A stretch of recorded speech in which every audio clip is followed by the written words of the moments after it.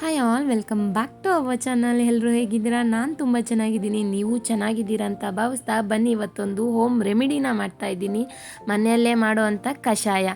ಏನಿದು ಅಂತ ನೋಡ್ತಾ ಇದ್ದೀರಾ? ಮೆಣಸಿನ ಕಾಫಿ. ಇದು ಏನಕ್ಕೆಲ್ಲ ಒಳ್ಳೆಯದು ಅಂತ ಅಂದರೆ ನಮಗೆ ಗಂಟ್ಲು ನೋವಿರ್ಬೋದು, ಥ್ರೋಟ್ ಇನ್ಫೆಕ್ಷನ್, ಶೀತ, ನೆಗಡಿ, ಕೆಮ್ಮು, ಜ್ವರ ಬಂದರೂ ಕೂಡ ಇದನ್ನು ಒಂದು ಸತಿ ಟ್ರೈ ಮಾಡಿ ನೋಡಿ. ಎಂಥದ್ದೇ ಪೇನ್ ಗಂಟ್ಲು ರಿಲೇಟೆಡ್ ಇದ್ರೂ ಕಮ್ಮಿ ಆಗುತ್ತೆ 100%.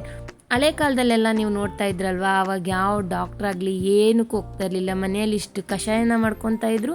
ಅದರಿಂದ ಆದಷ್ಟು ಇಮ್ಯುನಿಟಿನ ಬೂಸ್ಟ್ ಮಾಡ್ಕೋತಾ ಇದ್ರು, ಹೆಲ್ತ್ನ ಚೆನ್ನಾಗಿ ಇಟ್ಕೊತಾ ಇದ್ರು.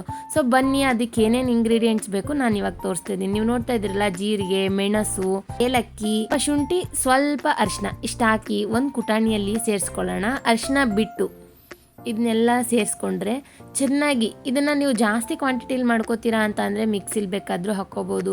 ಇಲ್ಲ ಇನ್ಸ್ಟೆಂಟು ನಾನು ಮಾಡೋ ಥರ ಒಬ್ಬರಿಗೆ ಇಬ್ಬರಿಗೆ ಮಾಡ್ಕೊಂಡ್ರೂ ಸಾಕು, ಆ ಥರ ಮಾಡ್ಕೊಂಡ್ರೂ ಓಕೆನೆ. ಈ ಥರ ಆಗಿದೆ ಕುಟ್ಕೊಂಡ್ಮೇಲೆ, ಕುಟಾಣಿಲಿ ನಾನು ಕುಟ್ಕೊಂಡಿರೋದು, ನೀವು ಮಿಕ್ಸಿಲಿ ಬೇಕಾದರೂ ಹಾಕ್ಕೊಬೋದು. ನಾನು ಆಗಲೇ ಹೇಳಿರೋ ಥರ ನಮ್ಮ ಇಂಡಿಯನ್ ಸ್ಪೈಸಸ್ ಇದ್ದಾವಲ್ಲ, ಅವು ಹುರಿದಾಗಲಿ ಕುಟ್ಟದಾಗಲಿ ಅದರಿಂದ ಬರೋ ಅರೋಮಾಸ್ ಇರುತ್ತಲ್ಲ, ಎಷ್ಟು ಚೆನ್ನಾಗಿರುತ್ತೆ ಅಂದರೆ ಅದು ಸಖತ್ ಒಂದು ಅಡಿಗೆಗೆ ನೆಕ್ಸ್ಟ್ ಲೆವೆಲ್ ಫೀಲಿಂಗ್ ಕೊಡುತ್ತೆ. ಬನ್ನಿ, ಇಲ್ಲಿ ಕಾಯಿಸಿ ಇಟ್ಕೊಂಡಿರೋ ಅಂಥ ಹಾಲಿಗೆ ನಾನು ಕುಟ್ಟಿರೋಂಥ ಪುಡಿನ ಆ್ಯಡ್ ಮಾಡ್ಕೊತಾ ಇದ್ದೀನಿ, ಜೊತೆಗೆ ಅರಿಶಿನ.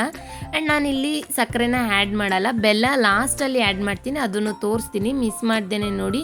ಯಾಕೆ ಅಂದರೆ ಈ ಶೀತ ಕೆಮ್ಮಲ್ಲಿ ನಾವು ಸಕ್ಕರೆ ಕುಡ್ದಷ್ಟು ಇನ್ನೂ ಶೀತದ ಅಂಶ ಇರುತ್ತೆ ಸಕ್ಕರೆಯಲ್ಲಿ ಸ್ವಲ್ಪ ಪ್ರಮಾಣದಲ್ಲಿ. ಸೊ ಹಾಗಾಗಿ ಬೆಲ್ಲ ಹೀಟ್ ಜಾಸ್ತಿ ಇರೋದ್ರಿಂದ ಆದಷ್ಟು ಬೆಲ್ಲನ ಯೂಸ್ ಮಾಡಿ ಅಂತ ನಾನು ಹೇಳ್ತೀನಿ. ನಿಮಗೆ ಇಷ್ಟ ಆಗಲ್ಲ ಬೆಲ್ಲದ ಫ್ಲೇವರ್ ಅಂದರೆ ನೀವು ಬೇಕಾದರೆ ಸಕ್ಕರೆನ ಆ್ಯಡ್ ಮಾಡ್ಕೊಬೋದು. ನೋಡ್ತಾ ಇದ್ದೀರಲ್ಲ, ಚೆನ್ನಾಗಿ ಕುದೀತಾ ಇದೆ. ಇದೊಂದು 5 to 7 minutes ತೊಗೊಳುತ್ತೆ.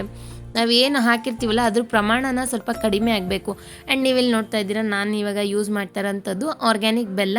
ನೀವು ಯಾವ್ದು ಬೇಕಾದರೂ ಯೂಸ್ ಮಾಡ್ಬೋದು. ಇಲ್ಲ ನಮಗೆ ಬೆಲ್ಲ ಇಷ್ಟ ಆಗಲ್ಲ ಅಂದರೆ ಶುಗರ್ ಬೇಕಾದ್ರೂ ಹಾಕ್ಕೊಬೋದು. ಫ್ಲೇಮ್ನ ಆಫ್ ಮಾಡಿದ ನಂತರ ನೀವು ಬೆಲ್ಲನ ಆ್ಯಡ್ ಮಾಡಿಕೊಂಡು ಈ ಥರ ಒಂದು ಸತಿ ತಿರುಗಿದ್ರೆ ಅಷ್ಟೇ ಸಾಕು ಫ್ರೆಂಡ್ಸ್. ರುಚಿಯಾದಂತಹ ಮೆಣಸಿನ ಕಾಫಿ ರೆಡಿ ಟು ಸರ್ವ್ ಅಂತಲೇ ಹೇಳ್ಬೋದು.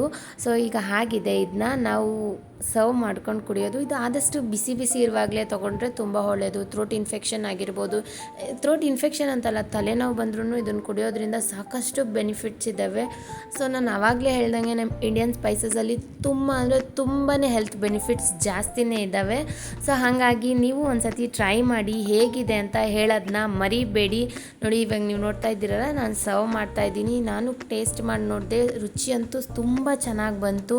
ಆ್ಯಂಡ್ ಈ ಥರ ಕಷಾಯ ಕುಡಿಯೋದ್ರಿಂದ ನಮ್ಮ ಬಾಡಿನ ಡಿಟಾಕ್ಸ್ ಕೂಡ ಮಾಡ್ಕೋಬೋದು. ಆ್ಯಂಡ್ ನಿಮಗೇನಾದರೂ ಈ ಇನ್ಫಾರ್ಮೇಷನ್ ಇಷ್ಟ ಆಗಿದ್ರೆ ಪ್ಲೀಸ್ ಲೈಕ್ ಮಾಡಿ, ಸಬ್ಸ್ಕ್ರೈಬ್ ಮಾಡಿ ನಮ್ಮ ಚಾನಲ್ನ. Thank you for watching.